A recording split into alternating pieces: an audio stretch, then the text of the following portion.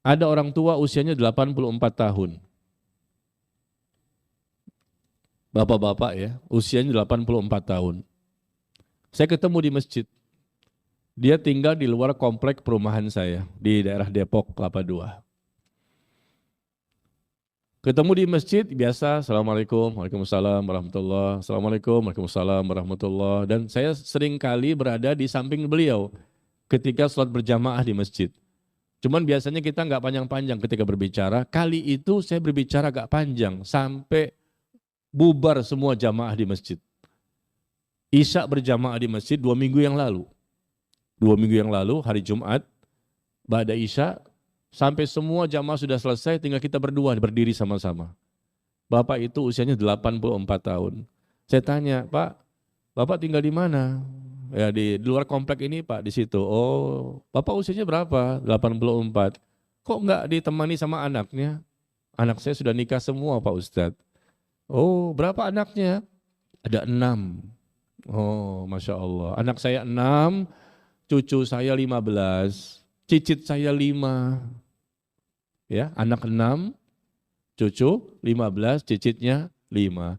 Masa di antara mereka semua nggak ada yang mengantar bapak ke masjid? Kan khawatir juga kan 84 tahun, meskipun kelihatan dia sehat. Ya, mata, telinga, jalan semuanya baik. Cuman ketika sholat dia duduk, nggak kuat berdiri lama. Tapi paling tidak ditemani lah. Karena subuh dia sendirian, isya sendirian, maghrib sendirian, pakai motor lagi. Motornya motor pinjaman lagi. Supaya bisa sholat ke masjid. Karena kalau jalan kaki udah nggak kuat. Pinjam motor.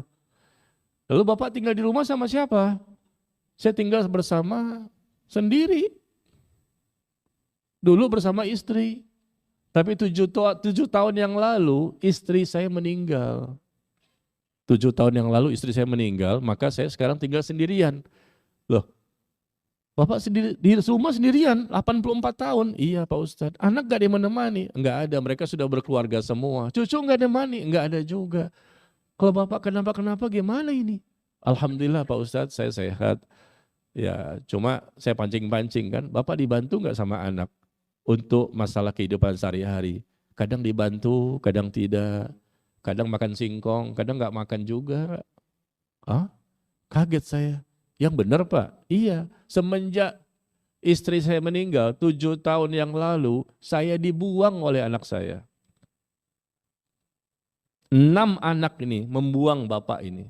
7 tahun yang lalu ketika istri masih hidup, anak masih lumayan sering ke rumah. Tapi begitu istri saya meninggal, saya tinggal sendirian di rumah, maka saya dibuang oleh anak saya. Mereka jarang datang kepada saya. Dan saya pun jarang dibantu oleh mereka untuk makan sehari-hari di rumah.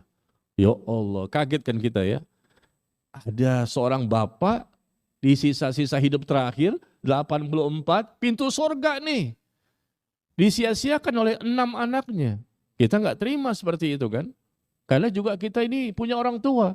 Apalagi orang tua kita sudah meninggal dunia. Kita rindu untuk bertemu dengan mereka dan cinta dengan mereka. Kalau ada orang tua kita hidup lagi, yang sudah meninggal ini hidup lagi, tentunya kita peluk, kita cium, kita gendong mereka. Ini yang masih hidup kok disia-siakan. Subhanallah. 84 tahun. Ini kisah nyata ya. Anaknya tidak peduli. Kalau di sini kan ceritanya pertanyaan anak ini peduli, cuman kadang-kadang suka nggak sabaran. Ya perkuat kesabaran. Mumpung masih hidup ibu ini 88 tahun. Biasa begitu. Semuanya pernah mengalami, bukan Anda saja. Saya pun pernah mengalami ketika orang tua masih hidup dulu. Bahwa mereka kadang-kadang membuat kita dongkol, jengkel dan lain. Biasa itu. Itu namanya ujian. Kadang kita diuji oleh istri, diuji oleh suami, diuji oleh anak, diuji oleh orang tua. Hidup ini penuh dengan ujian. Sabar, perkuat kesabaran. Tapi kalau kita bandingkan dengan kisah bapak tadi, coba. 6 anaknya tidak peduli. Bukan hanya masalah datang tidak datang. Untuk makan saja susah. Kemana anak ini? Pak, bapak mungkin tidak memberikan perhatian kepada anak. Maaf Pak ya. Kok bisa anak berbuat seperti itu kepada bapak? Kata dia, Pak Ustadz, dari kecil saya sekolahkan mereka. Sampai besar, sampai berkeluarga. Sampai rumah mereka, 6-6-nya itu saya membelikan. Rumahnya mereka saya membelikan rumah itu. Rumah saya besar, di komplek perumahan sama seperti Bapak. Satu komplek kita dulunya. Oh iya, rumah saya besar saya jual. saya pindah ke rumah yang kecil. Nah, duit itu saya bagi kepada anak-anak saya yang berjumlah 6 orang. Saya belikan mereka semua rumah. Saya berbuat baik kepada mereka dari kecil. Sampai mereka nikah pun saya belikan rumah mereka. Tapi nggak tahu kenapa ya, kok mereka nggak suka sama saya. Saya punya salah pasti Pak Ustadz, karena manusia biasa. Tapi ya sudahlah, saya maafkan kesalahan mereka. Allahu Akbar, orang tua tuh lihat. Saya maafkan semua kesalahan mereka. Meskipun mereka jarang ingat kepada saya. Bahkan ada anak nomor 4, perempuan, udah 3 tahun gak mau datang. Lebaran pun gak datang. Padahal rumahnya depan. Depan gak jauh dari masjid. Itu rumahnya di situ. Gak datang ke rumah saya udah 3 tahun. Lebaran pun gak datang. 4 anak perempuan, 2 anak laki-laki. Saya tanya, kenapa Pak? Anak bapak yang perempuan nomor 4 gak mau datang ketika lebaran pun gak datang udah 3 tahun. Kata dia marah kepada saya karena saya ingin menjual rumah saya yang ada saat ini, yang kecil tinggal sedikit itu. Cuman 3 meter kali 8.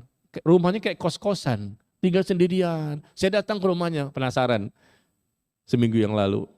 Rumahnya kecil kayak kos-kosan sendirian, kipas, panas banget, luar biasa. Masuk langsung blong, kamar tidur sama WC-nya. Tinggal sendirian, subhanallah. Anak, padahal kalau anak ini masing-masing 250.000 aja ya, kalikan 6 berapa? 1,5 juta sebulan. Cukuplah untuk bapak ini, 2,5. Apalagi mereka bisa ngasih 500.000 per bulan.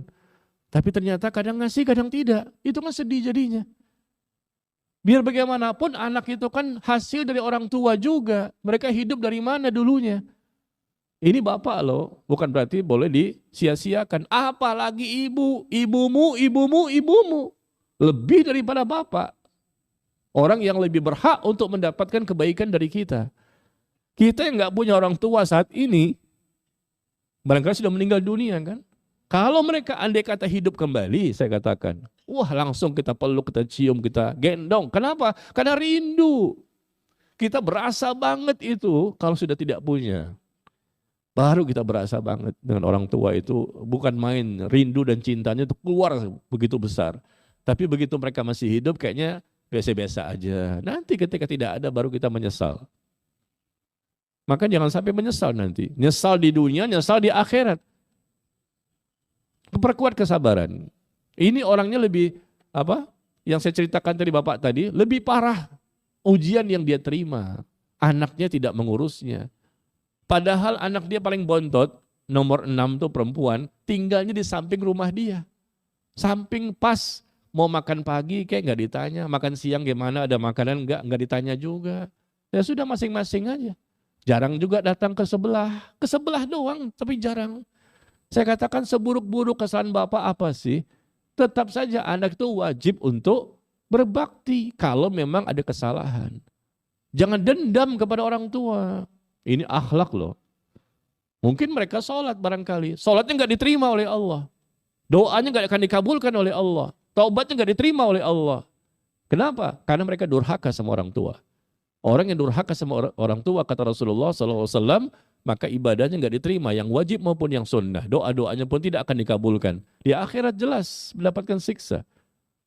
Durhaka sama orang tua itu dibalas di dunia, cash, tunai, kontan sebelum nanti di akhirat. Yang menunggu sampai di akhirat, di dunia akan dibalas. Apa salahnya 6 orang ini datang sesuai kemampuan, berikan perhatian, berikan pelayanan, sabar. Ternyata bapak ini enak ketika bergaul dengan saya, bicaranya bagus. Dia juga bingung, apa salah saya ya? Kalaupun dia punya salah, ya sudah maafkan. Kamu kan dari mana asalnya? Rumah kamu juga semuanya dibelikan sama bapak. Kamu dari kecil juga sekolah dari bapak. Sampai besar, sampai kuliah, sampai bekerja. Dari bapak semua. Kalaupun ada kesalahan bapak, apa sih? Ya sudah maafkan. Bapaknya saja mengatakan, saya maafkan semua kesalahan anak saya Pak Ustadz. Saya doakan mereka supaya mereka semakin dekat ke agama.